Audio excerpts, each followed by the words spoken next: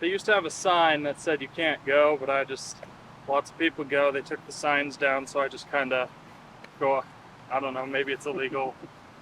I did it in front of a police officer. They didn't stop me. So I won't tattle on you. I did the same thing. oh, okay. Yeah, Do you have want a seat. shade? No, this is for you. This is for Oh, you, okay. yeah.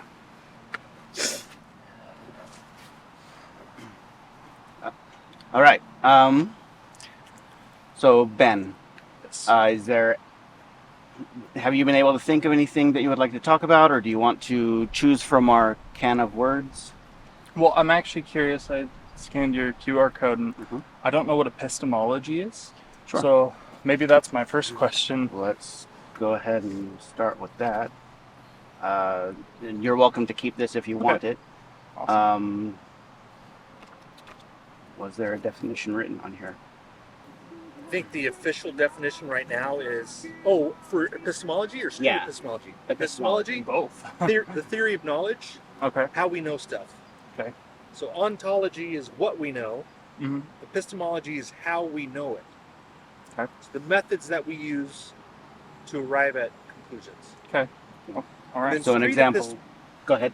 Street epistemology is a civil way to explore the quality of one's reasoning Mm-hmm. Okay. through civil conversation. Hopefully So I've got some quality in me. somebody who believes in ghosts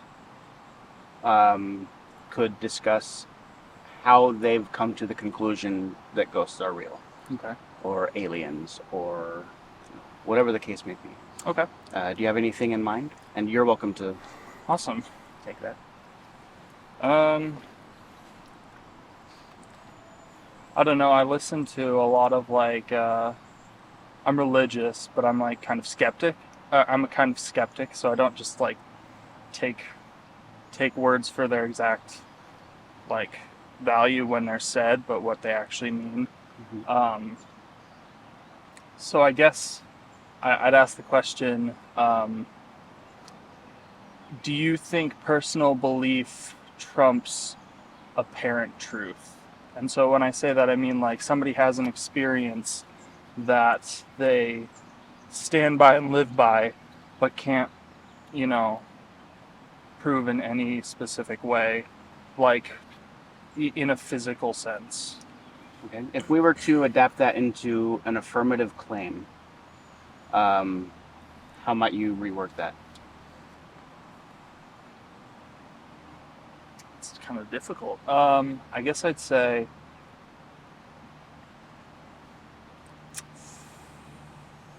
goodness. I guess I'd say that I think, well, by affirmative claim, maybe help me understand, like, a way that I would make a claim that states that question. Yeah. I guess I would say that I think people value their personal beliefs too highly and don't consider, I guess, the facts according to other people viewing the situation. I don't know if that's very clear, though. I don't know if you can read my handwriting. People value their personal beliefs too highly. Yeah. Is that Yeah. simple enough? Does that cover the basis for you? Yeah, I think so. Okay. Is that a belief that you hold? I think I've come to hold it.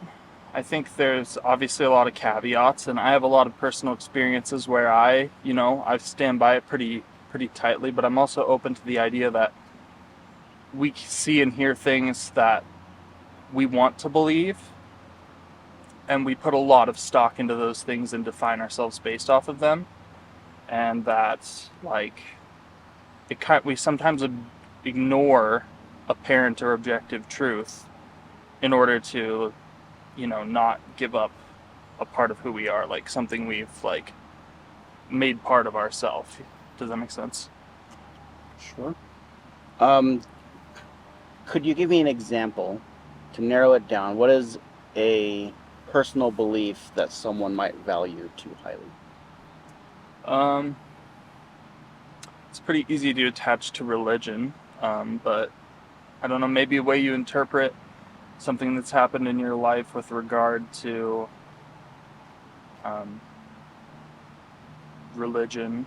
I mean, we're here in Utah, and so there's lots of LDS people, and I'm LDS. I love the church, and I love a lot of things we stand for. But I do meet a lot of people who interpret an experience they had or have had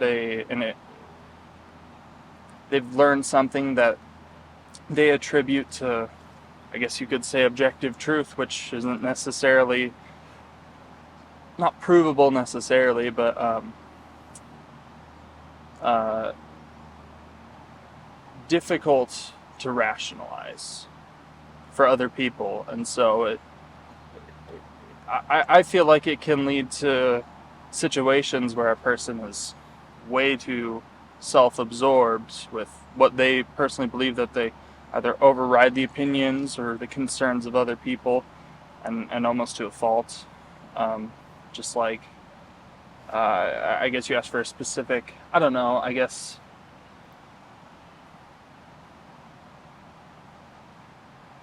people like attribute something that happened in their life to the church in a way that I don't think is constructive. I guess I don't have a very specific example. I also don't want to call out people because of this exact thing I'm talking about, where it's their experience. I wasn't there. I didn't experience it with them, so I don't know how it affected them. But might you agree that someone who claims an experience in the LDS religion and someone else who claims the same experience through Hinduism or Islam are well, I guess that does bring up a specific example. So when people talk about, feeling the spirit or feeling themselves at peace with God or with the universe, or I mean, I'm not going to claim to know everything about every religion, but I guess I find that a lot of that is almost done in a selfish manner, or it seems to be in a selfish way. And again, I'm not accusing any religious people of only thinking about themselves and making claims based on selfish desires, but I think that, I don't know, it's hard. I don't want to say anything to ruffle any feathers, but for instance, I would say there are certain religions and stuff where they take people's fervor, or they convince people to have a religious fervor that leads them to commit acts that aren't always necessarily heinous or extreme, but can be very extreme sometimes, and justify it with, I felt the spirit, or I felt at peace with this choice. I don't know if that answers your question. Yeah. Without calling anybody out, can you give any examples of in this LDS culture?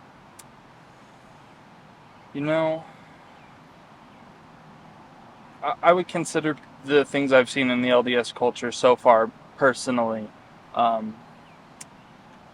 not extreme. It's not, in my opinion, it's not on the extreme end of things. And I'm not going to say any names, but in one of the wards I was in, there was a person who used testimony meeting, which is a meeting we have once a month, at the first Sunday of the month typically. They use that as an opportunity to, I would say, confess their sins over the pulpit, and I feel like they justified a lot of it, I guess with an excuse of,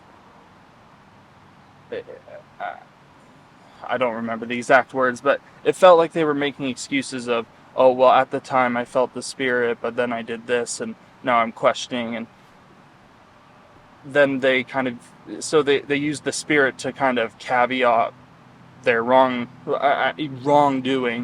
and then they turned back around and said, but that they trust the spirit, when I don't know, it just seemed rather. It seemed like an excuse that they used in both directions. One to justify their sin, and one also to justify that they wouldn't commit sin again. And it felt like it just felt very. I don't know the word I guess I'm looking for, but that's what I mean for specifically for. Yeah, that's just one. Can you think of an alternative explanation for the Spirit? Well, I think the Spirit probably exists. I'm not going to make claims counter to it, and I think lots of people have felt the Spirit, and lots of people have done amazing 10 things. I can keep going. Okay. Unless you're sick of me. As long as you're comfortable, we're happy to have you here. I think there's definitely possibility of a spirit in many religions. I don't think the Spirit discriminates. I don't think God discriminates. I don't think whatever's out there discriminates specifically to one religion. It's clearly not in the nature of God, but clearly to me at least. But sorry, would you repeat the question? Yeah. Can you think of any alternative explanation to someone feeling the Spirit? Yeah, I think guilt, but specifically for what I'm talking about, when justifying an action in the name of something to give it purpose. I think guilt or desire to feel validated, and then just contrary to a spirit in general, just consciousness. But I think consciousness denotes having a spirit, our own unique spirit, and there being a God. So that's a different direction. But I'd say like within the grounds of justifying actions, I think people use the excuse of the Spirit a lot for almost anything, that they either don't necessarily know how to take credit for themselves or feel or want to interpret as having purpose or meaning, aside from just it inherently being meaningful, because we're alive and have a consciousness. But Circling back to your original claim that people value their personal beliefs too highly. On a scale of 0 to 100, where would you say you are in valuing your own beliefs too highly? 100 being the highest. Yeah. I mean, I'm not gonna pretend I'm perfect. But like I said, I like to be skeptical. I like to question. I try to question my beliefs and the paradigms that I've grown up with, and so I'd probably say about a 70. I mean, I have experiences where I'm like, I'm certain that happened, and maybe I attribute it to the Spirit, or maybe I attribute it to this or that. Like, but would it be fair to say that you value 70% of your beliefs too highly? Yeah, I think so. How could you see yourself challenging your beliefs? Well, I mean, I guess engaging in other thought practices. I feel like some people I meet are too afraid to. I'm not trying to push this away from myself. Sorry. I like to engage in things that make me uncomfortable or maybe contradict what I've learned in my life. Not necessarily that it'll lead me to a different thought process, but at least I'm challenging something that I set in stone in my memory or in my mind, not necessarily with all the facts or from one point of view at one point. So I think that's one way, maybe not the best way, to determine whether your beliefs are being valued too highly or whether you are willing to learn or challenge yourself. I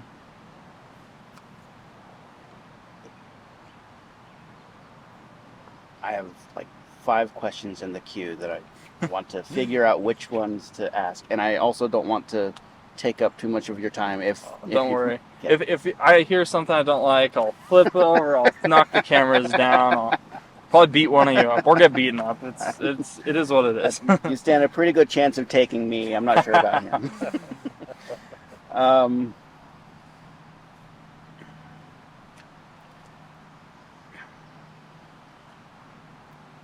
to get my train of thought back.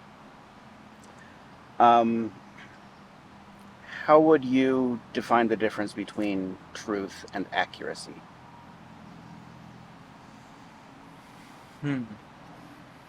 When you say accuracy, are you specifically just, what do you mean by that?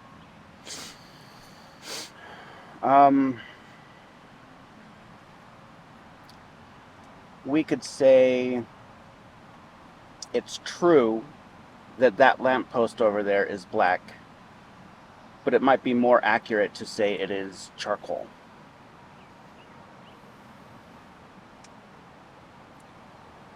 I think they both have their place. Mm-hmm.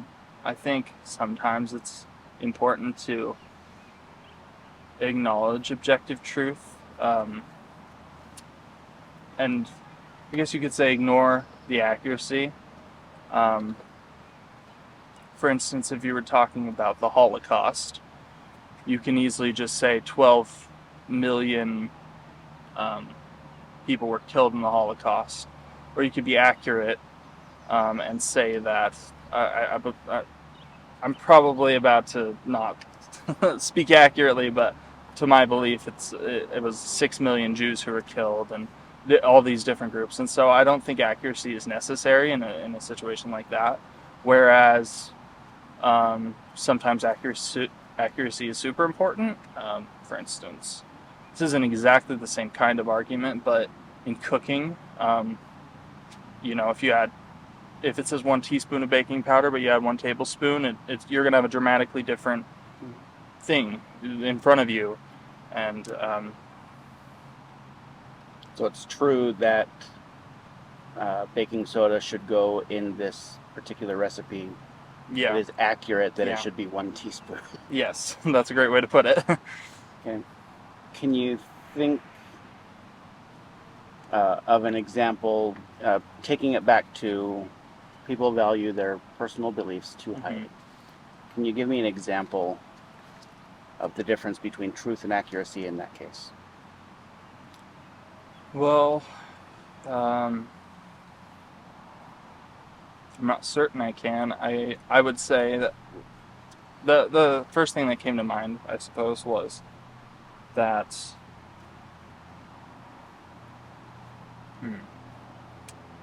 I guess it would be true to me. It is true that the Spirit can influence our actions and decisions, or at least inspire us to, believe certain things or do certain things. I don't think it's accurate that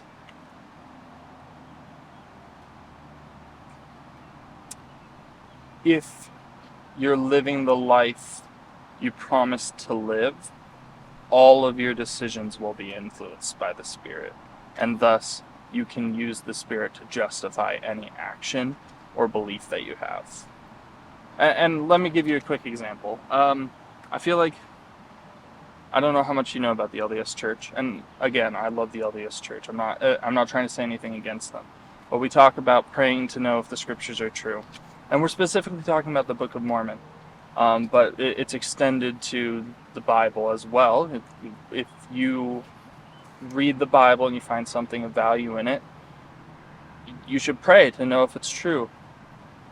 And I think when people think of truth versus accuracy, people think if the Bible is true, everything that in the Bible is exactly how the Bible says it. And if you get a witness by the Spirit, and that to some people, I'm not trying to assert this onto people, but I have met people who think, since I got the witness from the Spirit, everything in the Bible happened as it says it happens in the Bible. Where I believe, and I think the teaching is that there's a lot of metaphor and allegory, especially in, for instance, Genesis and Exodus. And I think that's a big point of contention, in my opinion, because, for instance, it says that the Spirit of God, or God himself, brooded over the waters at the very beginning. Well, if science has taught us anything, which I do believe science has a lot of truth and accuracy within it, as well as untruth and inaccuracy. We know that the universe wasn't just a giant pool of dark water. And so, and that's subjective, and maybe I would say it is objective, but there are people who would say it's subjective because, for instance, the Bible says, are you limiting God? Could there not have been water at the very beginning? And so that's a place where I think that having that witness of truth, I think there's a lot of metaphor within that statement, and that's an entire conversation for another time. But I think I guess I would say people take things too literally, and are afraid of questioning God by questioning the meaning in the scriptures, for instance. So you mentioned praying about the Book of Mormon, praying about the Bible. If somebody were to pray about the Quran and receive the same feeling, could they say that it is true?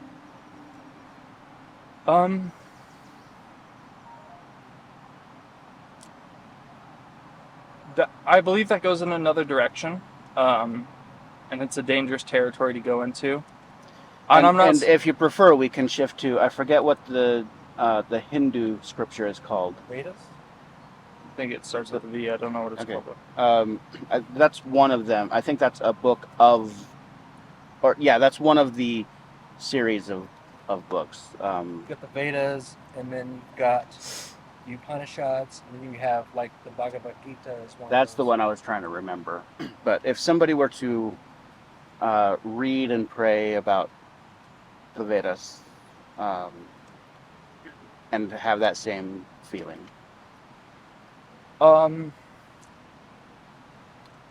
think this goes back to the truth and accuracy, and of course I'm a member of my church, and so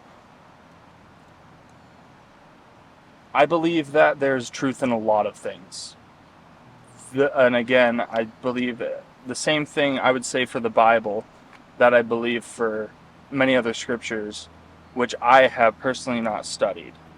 And I would say that there's truth in many things. And I know that may sound like kind of a cop-out answer. I just think that, you can read this math book and this math book, and they're from two different times. This one's from the 50s and this one's from now. And they tell you two entirely different ways of adding large numbers. I think if you're coming to the same answer and you're using a proper technique and it is consistent, like it doesn't change adding this and this and then adding this and this, as long as they both come up with consistent answers, I would say there's truth in both. But if you were to ask about the accuracy of all things, I would say there's more accuracy in the Book of Mormon and the Bible than I believe is in other texts. But that doesn't, I don't think that prevents people from feeling the Spirit and getting a witness of things. But once again, I guess what I'm inviting right now is that you should, even if you have that truth and witness, you should question it. You should question, well, maybe I don't have all of the accurate points. Maybe I have this part of the truth. Maybe I can see that, it's wrong to kill people. It feels self-evident, but nothing's self-evident to the skeptic. And so maybe you have that truth, that's a truth in your heart, and you have a witness that that's the truth, but that's not necessarily the full truth, or it's not necessarily the accurate truth. Yeah. Okay. Can I ask, were you raised in the LDS church? I was. Or were you a convert? Or raised? I was raised, yes.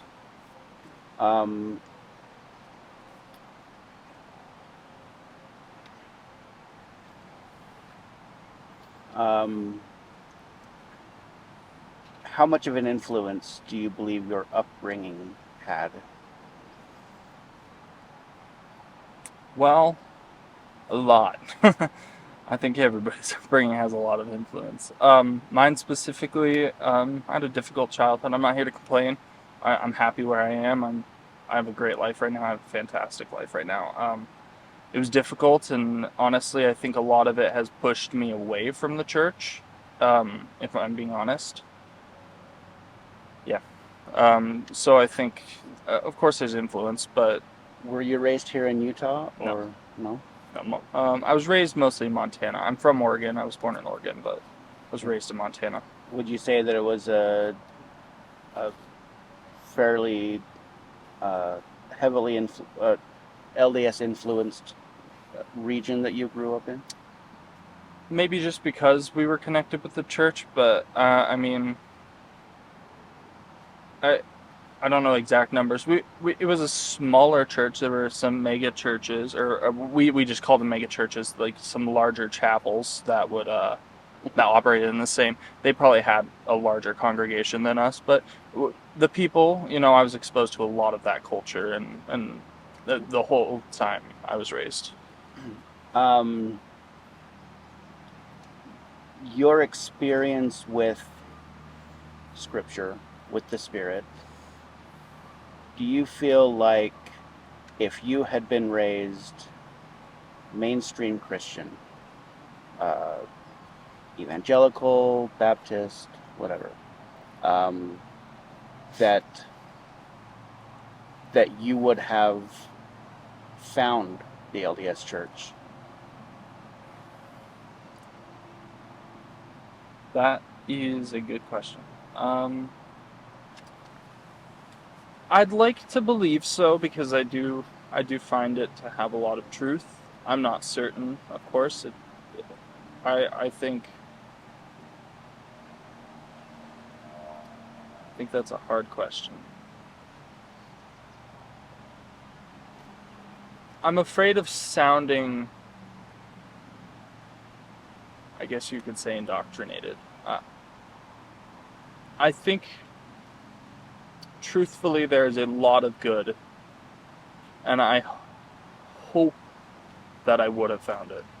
I don't know if I would have, especially with how, in fact, I think if I were in another religion, I would be more atheistic, because, and that's just conjecture. I don't really have anything to base that off of. I just find that there's something that draws me in about the LDS Church. I've gone to other churches, not a whole lot, and I haven't studied their doctrine intensely. And I guess I'd just say I'd like to think so, but that's just conjecture, I guess.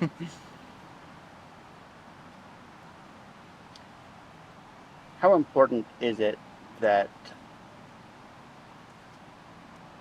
we find truth? Well, I think it's the most important thing in the whole universe, I suppose. I think a lot of conflicts, I'm not saying we'd be conflictless. There's always, again, when you differentiate between accuracy and truth, there's a lot of conflict to be found, even within the bounds of, a close, tight-knit religion, or a tight-knit nation, and I know a lot of people would disagree right now. I still think we here in the United States are incredibly tight-knit, and we're kind of all part of the same club, you could say, of people who really care about other people and value freedom and freedom for other people. And for instance, I think there's a lot of discourse between us, and a lot of negative discourse, but I do think we're a tight-knit community, and so I think truth is an incredibly valuable and driving factor in our lives, because I think it's the hunt for truth that either brings us together or pushes us apart, and also it just defines value, in my opinion. I think that would be the best way to say it. Is I think value is defined in truth. I'm trying to think of a specific example. I guess you could say we all value money because the truth of the matter is we know it will get us what we want. I know that's kind of a weak argument, but I think all the value in currency basically comes from an acknowledgement that we can trade it for what we want. And I think that's a very base argument for why truth is important, is because we've determined that this is the truth. And so we build a system around the truth. If someone's hunt for truth led them to polytheism or atheism, or just to any other monotheism other than the LDS faith,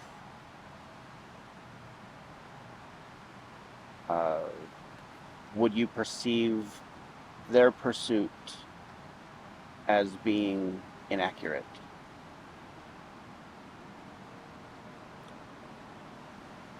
I don't know. I think it would depend on exposure. You know, I I guess I would say that my own pursuit has been inaccurate just for the fact that it's been hinged around the LDS faith. And once again, I mean nothing against the LDS faith. Truly, I just find that there's a sense of bias I have that I try to challenge, or I like to think I try to challenge. And I just feel like I've come to the conclusion that this faith is the proper one. And I really don't have, I guess you could say, the testimony to bring to other people in order to convince them of that as well. But I suppose I find that in my lens, there is higher truth, or there is more accurate truth than other. And going back to, I think you can find a lot of value in a lot of historical documents, and even in a lot of fiction and in a lot of music. And I think all of it sustains truth. It just, again, depends on the accuracy. And I would say wrong is not the word I would choose, but I would say that choosing another religion would be, in my opinion, I don't want to say incorrect or wrong, but I just feel that eventually, if you truly sought for it, if you truly found it, I think it would lead to the God of the LDS Church. Yes. Maybe that's completely biased, and I understand that, but I stand by it, and I truthfully believe that. Okay, so back to the hypothetical of you being raised in a non-LDS faith. If you didn't have that, how would it impact your confidence? I don't know. I don't know if I've ever thought about that. What would you do to seek the truth?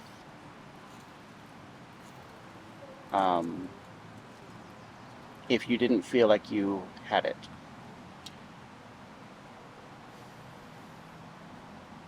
Well, I guess I have a question for you.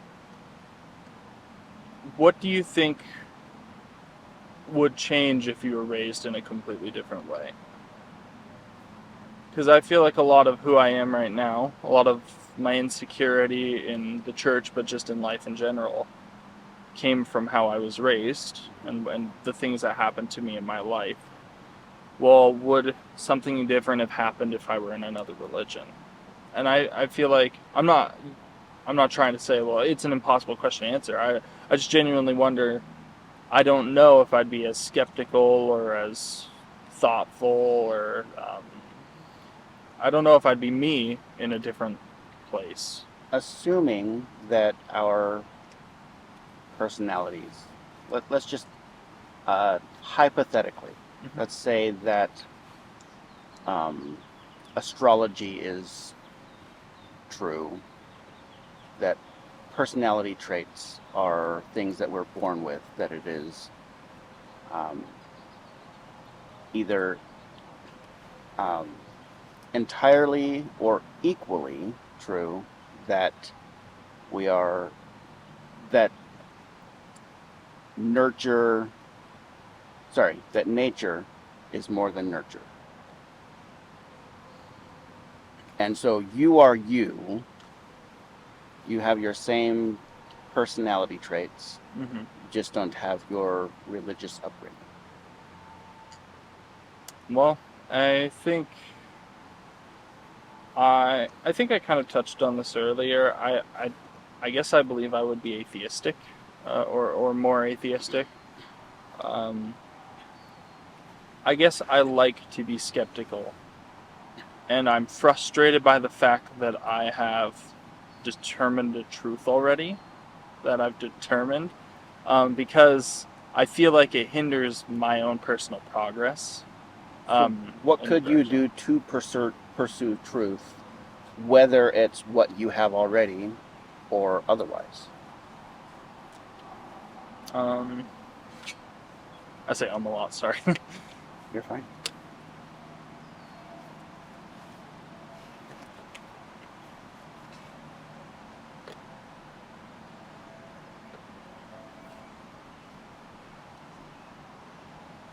I don't know.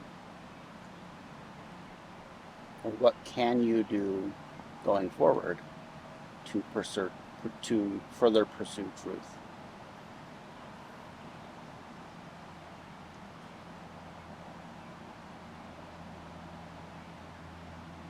And or accuracy.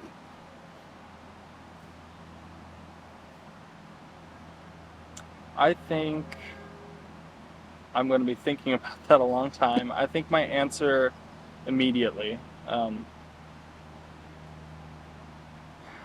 is to believe that there is a truth. I don't know. I think that's the most important thing, and to acknowledge that I don't necessarily have that truth. But I think that where the desire lingers is where growth and truth can be found. Because I don't think things get done in complacency. I just don't really believe that. I've proven that to myself through much complacency in life, which I think just, I don't know, I guess if I were to give it to someone else as advice, I would say it like, don't rest on your laurels. You don't know everything, and it's okay not to know. It's also okay not to know the truth. I'm not saying truth should be our only desire, and it's not for everybody to necessarily pursue the truth, because I mean, there's a lot of different truths, and if you try to find all of them or dedicate your entire life to finding one that's rather hidden, you're not gonna, I guess, magnify your existence. I mean, you're worth a lot, and it's okay to acknowledge you don't know the answer, I guess, because then you'll see things and you'll experience things that might help you come a little closer to that answer. That was a little jumbled. That's all right. I think that's a great place to conclude, unless you have anything more you want to add. No. How did you feel about it? The conversation? I always feel like I have to say my thoughts out loud before I actually think them. I've always kind of been that way. My wife, she gets to hear all of my thoughts, even the unfiltered ones, and she still loves me, so I'm grateful for that. But I feel like I always say it. I'm like, well, what did that mean? And so I feel pretty good. I feel constructive. I don't feel like I said anything that'll get me canceled. I could be wrong. We almost got there, but no. All right. Well, I really appreciate. Yeah, of course. It was really great to meet you guys. It was Brian and what was your name? David. David. It was great to meet you guys. Ben? You as well. How soon do I get to see this? It's his YouTube channel. Okay. Probably within the next few weeks. Cool. Depending on how it goes. Did you already scan the QR code? I subscribed. I think I set alerts on. I'm just curious. As I was driving by. Actually, I don't know if you saw, but I left. But then I was like, you know what? That looked interesting, so I came back. I'm surprised I actually talked. I thought you were one of you was interviewing the other one, and I was like, oh, I'd be intruding. But We were probably debriefing another interview that was conducted. So yeah, thanks so much for stopping. yeah, of course. So the ones that I do come out on Thursdays, and those are backlogged all the way until next February or March at this point. But the ones that I have others do, those come out on Mondays, and those don't have as much of a back. Yeah. Okay. So we'll probably do the next 2 weeks or so. I'm curious. Did you have any specific I thought- questions or? I thought that was great. Okay. Yeah. Do you have any questions for us? No, I'm just. Do you guys? It says on here Texas. Is that where you guys are from? You're just visiting? or- That's where the nonprofit is based. Oh, okay. Yeah. There's a nonprofit that raises money to help people like us with these kinds of projects. Yeah. And they're writing a course right now that teaches people how to conduct these interviews. Oh, cool. Whether it be like out here on camera or just in your own daily life. Like Very cool. instead of trying to argue with someone, approach it from like asking Socratic style questions Yeah. to help with understanding, first of all, and then to focus on, instead of just giving facts and expecting them to change their mind based on facts, but just to have them understand their own reasoning better. Which it sounds like going through this conversation may have helped a little bit with that. Yeah, I mean, I'm no expert, but I was listening to a debate as I was riding by, so kind of based on my talking to myself that. But yeah, no, I love that. That's amazing. It's really cool that you guys do that. Cool. Thanks for participating. Yeah, of course. Yeah, well, you guys enjoyed it. Yeah. Hopefully, I always overthink about things I say, but I don't think I said anything like that. So. I don't think so. No, it sounded like you were honest and you were thinking you through will it. continue to think like that, like about epistemology in general and how we know. And why we think the ways we know are good enough ways to be as confident as we are in what we think is true. No, that's great. Well, I hope to. I'm going to check out some of your guys' other videos. So I don't know if you guys are always working together, but just Mostly him. I'm a guest for since yesterday. I'm touring the country, stopping in different areas. And this is one of my stops. So awesome. Well, good luck to you. Thank you. I'm going to check out your other stuff and see what I think, I guess. But yeah, it was great to meet you guys, and I really appreciate the opportunity. Yeah.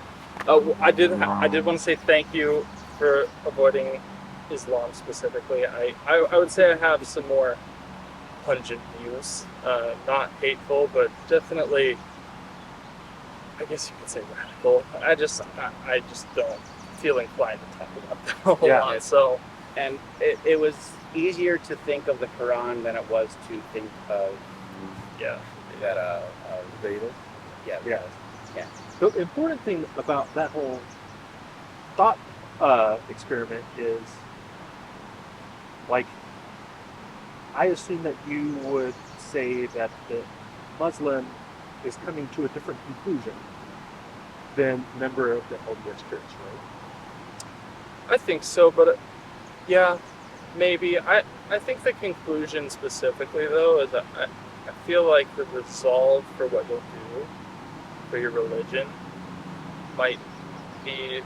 I feel like I don't know how to talk without my foot in my mouth.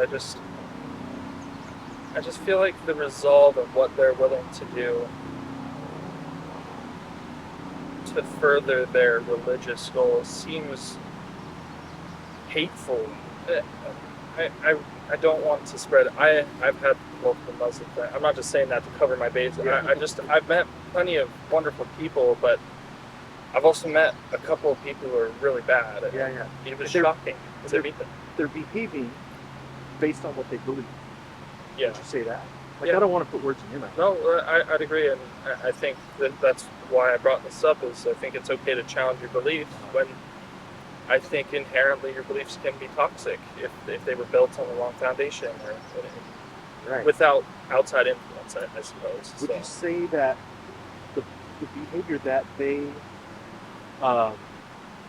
conduct is based on beliefs that they're supporting with the same ways that a member of an LDS church?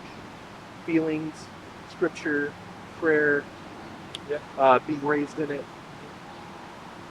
and coming to conclusions that you disagree with as far as the behavior goes, right? yeah, I'd agree with that. So, the question I would have is, how reliable are those ways of knowing if they can come to such opposite conclusions on how to behave? Yeah, it's a good question. I mean, I think that's part of what I was trying to touch on. I don't have an answer. I don't think we'll know the exact right way. I don't know if you guys believe in an afterlife, but I think doing what makes you feel like you're doing the right thing is important. But when there's a consensus against what you're doing, I'm not saying every consensus against a minority is the right consensus. I just think, and I feel bad saying just Muslims. There's lots of religions. There's lots of sects of religions. Christianity, I'm certain there's probably people within the LDS Church that go to an extremist level that, I think most people, and maybe this conversation should be up to morals. I just think I'm not an expert, obviously, but I haven't thought about that very much, except that, I think there is an objective moral right and objective moral wrong, and I do think that objective moral right is connected with a God. But they're all believing that they're doing the right thing. I know, and that's where I find it difficult. Is that's when I'm saying, well, the consensus, for instance, against terrorism, which I'm not saying is widely supported within Islam, but there are examples that you directly point to right now and from the recent past, where, and again, there's probably other religions as well. Spanish Inquisition's a fantastic example of terrorism. It's just really hard, I guess, to know where that moral boundary is and who decides the moral boundary, I guess. I think that would be the ultimate question to answer. If we could determine who decides the morals, then we could determine what is morally wrong, right? So if Allah is the true God, then I imagine there will be many people who will, I guess, suffer because of the contradictions and actions against Islam. I just hope that I believe that my God seems more gracious. I would hope that my God is the one. And I'm sure there are many Muslims that feel that way as well. So it's just about... And they use the same reason. Yep. They agree. Yep. I don't have an answer. Stuff to think about. Yep. Cool. Well, that was great. Yeah. Thanks It's great again. to meet you guys. Yeah, you as well. But I hope to see you again, I guess. Yeah. I ride you pretty frequently. Ben, right? Ben, yeah. BEHENHX. Pretty close.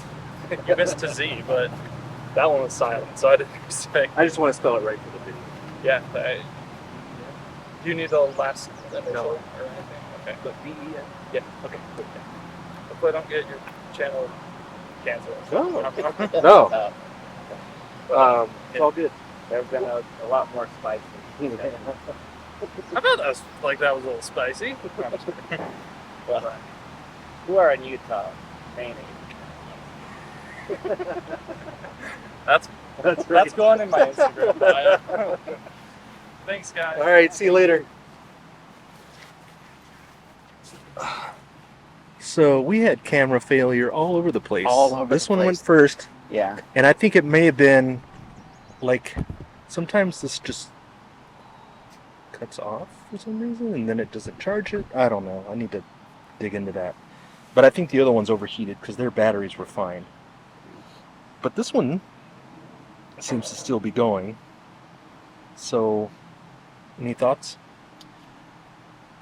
I thought it went pretty well. Like, knowing that he had established a time frame and was gracious enough to overlook it once it got to that point. I didn't. I had at least one other question that I wanted to ask, but I decided not to, for the sake of time. Do you want to share the question, or? Let's see if I can remember what it was. It's not coming to me. You just know that you had one. And Yeah. Like Gotcha. I was weighing the pros and cons. yeah, take Thank care. you. I was weighing the pros and cons of asking the question and how much longer would it have, how much more of his time would it have taken if I had asked that question. But I thought what he was saying made for a very good closing statement, and I was happy to leave it at that. There were so many times it seemed like that's a great place to end. And then there was more, and then like, oh, that's a great place to end. And then there was more, and this, oh, that's a great place to end. And I think you did end it in a good place too. And it was always at that time where he was like, yeah, I haven't thought about that. Or, yeah, I don't know. I don't have an answer. It's something I need to think about more. Yeah, when he said that, I really wanted to encourage him to just run with that. Yeah. Just end it there, run with it. Yes. Yeah. Yeah, no, I thought that was, that might be the best one so far. I don't know. What do you think? Do you think that's better than if you had to upload one of all the ones that we did today and yesterday, That would definitely be in contention. be like top 2, top 3? Probably. Would be your top 3 in order? I might need to review them to. Okay, that's fair. But I've felt more comfortable with it today.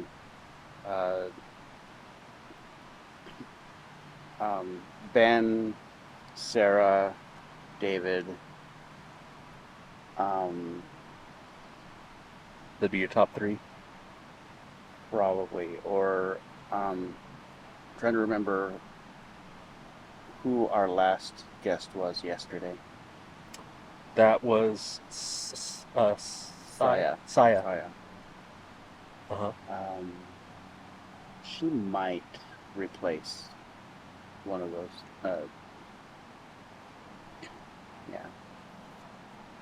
I think I'm with you. Like, I'm thinking at this point, in order, it'd probably be Ben, Sarah, David. You think so? Yeah.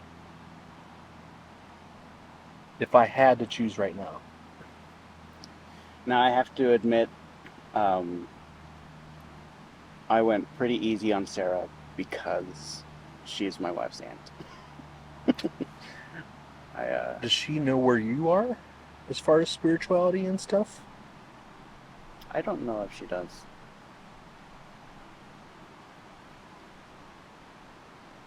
Yeah.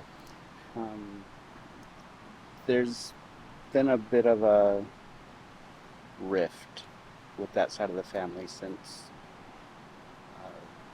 my mother-in-law passed away. And I wouldn't mention anything that you wouldn't want public right now, just so you know. Sure. And we're just audio right now anyway. This one's, I think it's, yeah, this one died. But anyway, how did you knowing her already influence your questions? I didn't push very hard on them. I focused more on the curiosity than on the challenge. Because you already know her? Yeah. If I didn't know her in advance, first of all, she wouldn't have stopped. But if she had, and I didn't already know her, and that was the topic, my questions would have been more challenging. Not by a lot, but by comparison.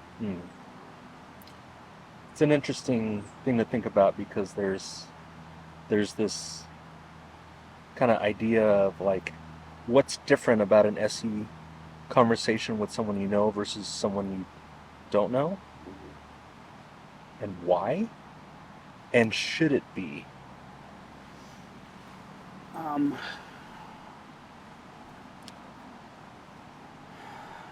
To an extent, I think yes, there should be a difference.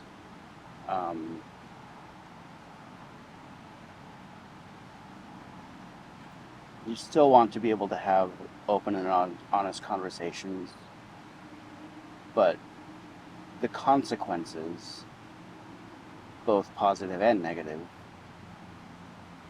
of doing this with a friend or family member or someone that you interact with regularly, it can change the dynamic of the relationship, and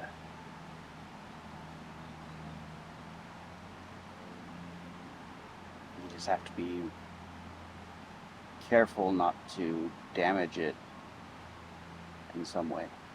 Mm-hmm. There's more at risk with someone that you know. Yeah. There's more skin in the game. And it's possible that the result could be a closer bond, if done right. But the risk of the negatives still ought to be considered. Yeah. Anything else you want to share about Ben? That conversation? That was interesting. I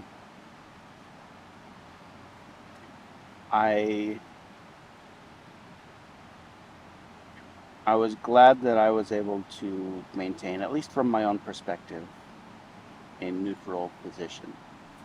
I'm wondering if what little we've discussed, did you observe anything? Like, was I being too lenient with the questions? Was I not pressing hard enough? Oh, no, I thought it was appropriate. It's that whole idea of, choose your own adventure. Like, it could have gone so many different ways. But yeah, I thought that there was a lot of, I don't know, there was a lot of, I need to think about it. There was a lot of, well, I could be biased. And to me, that's all good signs of reflection happening and kind of opening up. Like, he called himself a skeptic. So I wonder how much this conversation added to his skepticism, if at all. I'd be interested. So I would love to run into him again in like 6 months and revisit where he's at where he would be at that point. Based on the conversation, I could honestly see it going either way. where he feels like his pursuit of truth as he sees it could strengthen his testimony, or that he could just lean into it the other way, towards atheism. Yeah, because he said that if he moved anywhere, the likelihood that he would become more atheistic is higher than joining a different religion, say, right? That's what I got from that. I didn't hear him say that, but I could see that Okay. based on what he said. Uh-huh. Like if he was raised in a different religion, it'd be more likely that he would be atheist, is what I heard. And I could have heard it wrong too. No, that sounds accurate. Yeah, and that the whole part of the truth and accuracy part, how do you think that went? Like, did you learn anything from that? I liked how much he reflected on it, and he kept coming back to it. Uh-huh. It did what I want that question to do. Cool.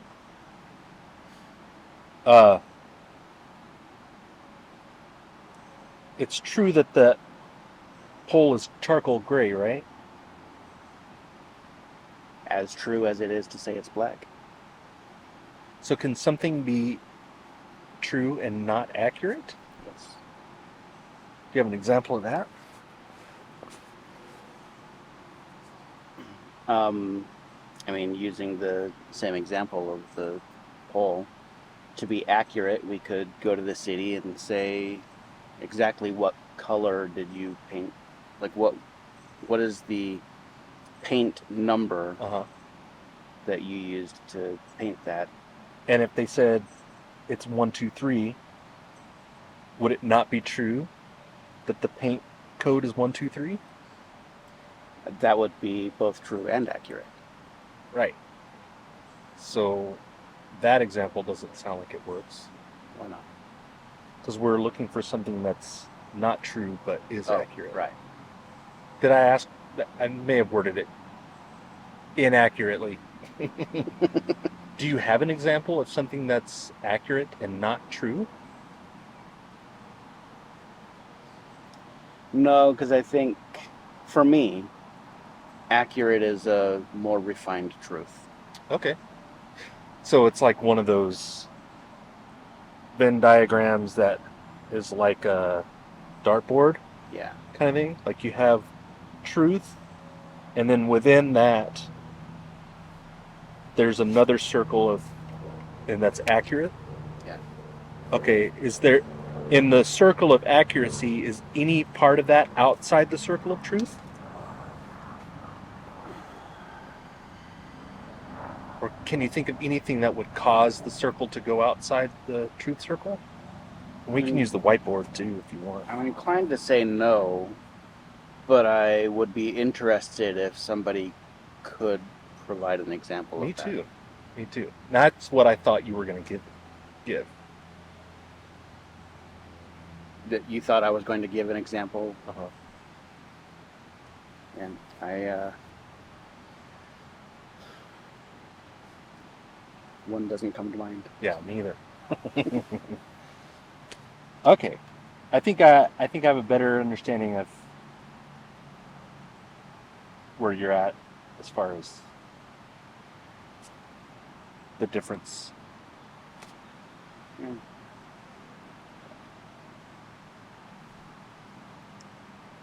Cool. Anything else you want to say? No, I don't think so. Then I got to put this camera in the shade so it can cool off. Yeah.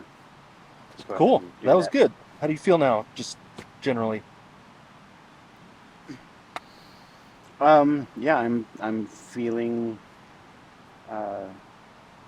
more confident in it, more comfortable, even more than confident. But you know, the comfort increases the confidence. Cool. Um,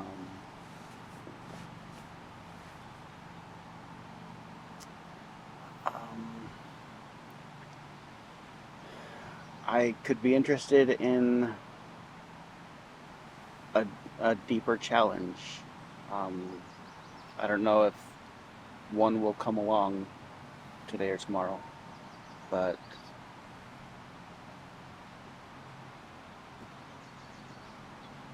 yeah, I wanted to see how I could handle a deeper challenge. Cool. Yeah, maybe we'll get some more. But yeah, I do need to get. I guess I need to get these things cooled off. Yeah. They're not usually in such Direct sunlight. direct sunlight and warm weather, so this is a good test for them. So we'll see.